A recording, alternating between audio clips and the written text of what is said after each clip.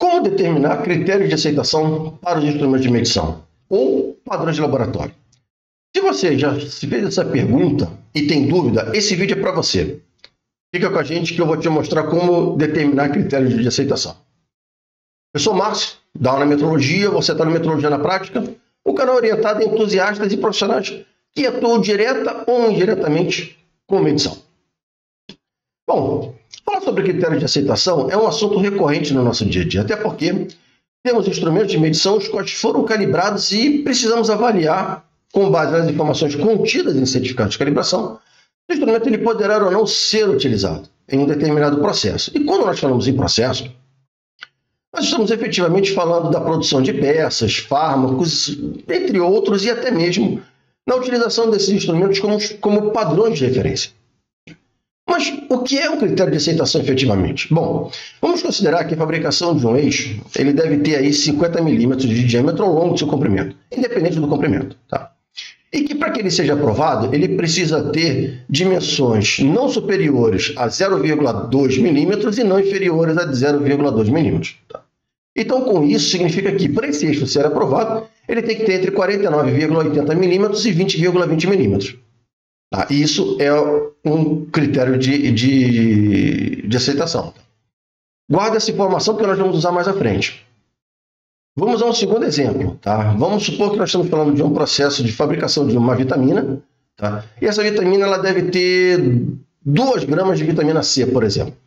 Mas para que esse produto ele seja aprovado, ele precisa ter no máximo 0,3 gramas para cima e 0,3 gramas para baixo. Ou seja, esse produto ele precisa na análise, após análise, de 1,7 a 2,3 gramas. Ou seja, nós temos aí 2 critérios de aceitação. Tá?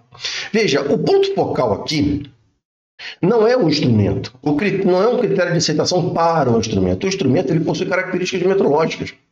O critério de aceitação está relacionado ao processo. E aí nós vamos avaliar se esse instrumento ele pode ser utilizado nesse processo, tá? Ou para execução de uma determinada medição. Vamos ver isso na prática.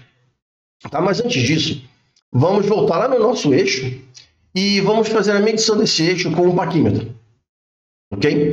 E vamos considerar que esse paquímetro ele foi calibrado no ponto de 50 milímetros e que tem uma incerteza, tem um erro de 0,02 milímetros e uma incerteza de 0,03 milímetros. Ok? Então, vamos aqui a um gráfico, tá? Onde nós temos o valor central, que é o valor do eixo, em 50 milímetros, e os seus limites em 50,20 e 49,80. A superior e inferior. Vamos agora colocar o nosso paquímetro nesse processo. Tá? E aí nós temos o ponto calibrado em 50, com um erro de 0,2 e 0,3 para cima e 0,3 para baixo, referente à sua incerteza da medição. Então, veja, nesse caso, para medição de 50 milímetros, tá, o instrumento está apto, ele pode ser utilizado sem nenhum problema. Até porque ele está dentro do critério. E quando nós falamos em incerteza, tá, significa que o valor verdadeiro, ou seja, esse valor de 50,02, ele é o valor médio. O valor verdadeiro está entre 50,05 e 49,99. Onde está efetivamente, ninguém sabe. Mas ele está em algum ponto aqui. Tá? E essa é a importância de você utilizar a incerteza da medição.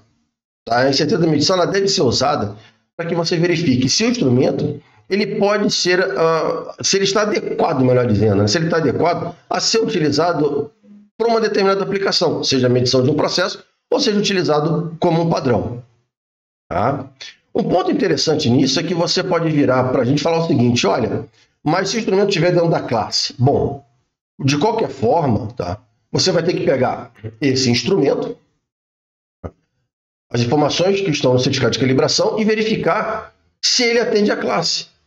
Para aí sim você fazer análise pela classe. De qualquer forma, direto ou indiretamente, você vai ter que pegar esses dados que estão no certificado de calibração, tá, e verificar se ele atende a um determinado critério. Para aí sim você usar. Veja, volto a dizer, o critério de aceitação não é para o instrumento. O critério de aceitação está relacionado ao teu processo.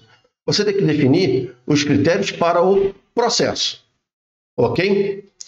Bom, Se você quiser conhecer um pouco mais, saber um pouco mais sobre esse assunto, acesse aonacademy.com.br. Tá? Ali nós temos treinamentos específicos relacionados a critérios de aceitação e, principalmente, o treinamento orientado à análise crítica de certificado, tá? Onde nós temos um tópico específico à determinação do critério de aceitação. Ok? Nos vemos mais tarde. Grande abraço. Tchau.